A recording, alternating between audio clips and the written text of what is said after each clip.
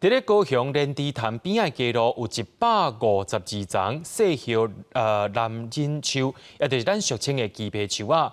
市政府拍算讲要甲树啊挖掉，全部换做是加冬树。也因为细叶林立的树枝会落伫街路，会害乌多摆，若骑过去就会出跋倒。不过当地民众甲护树团体却是跳出来反对，认为加摒扫就当解决安全问题啊。 这也莲池潭边仔规排的细叶南林，发甲真青翠大丛。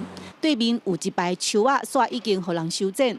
因为高雄市府拍算要甲遮的细叶南林拢挖起来，换种加冬树，主要是因为每一冬的5月到7月，树枝会落伫涂骹，害骑乌多摆的民众触得着伤。落叶、落花、落果都会有可能导致机车骑士滑倒，但是你如果扫地有认真扫， 都不会有这些问题。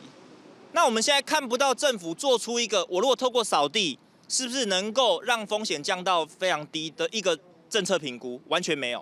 然后就突然说啊，这个东西就是要弄掉。每一颗都是纳税钱缴出来的税，然后去买树。然后以前骑摩托车经过这里，是有落叶是比较多，但是落果比较少。但是这样子移树我是不赞成。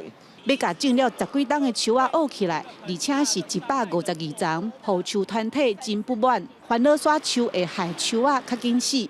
民众嘛讲，因早就有1400人联署反对，即马市府煞雄雄动工，永工处派人出面解说。它是大量落果，而且是24小时落果的。那当然就是说，它树形虽然很优美，但是目前我们所看到的，它是在 快慢车分隔岛，就是在不管是快车道还是慢车道上面，都有造成公安事件的一个案例。所以我们现在在趁树木还没有很大的以前，我们就要做一个迁移的工作。而且我们今天这个树木是迁移，而不是毁树。 永工处表示，市府初八有开地方的说明会，里长、民代拢支持，因尊重少数无同的意见。不过市府刷落来，拍算要甲细叶南林、乌帮树、班枝等等无适合的树仔刷走换掉，拢是为着市民安全。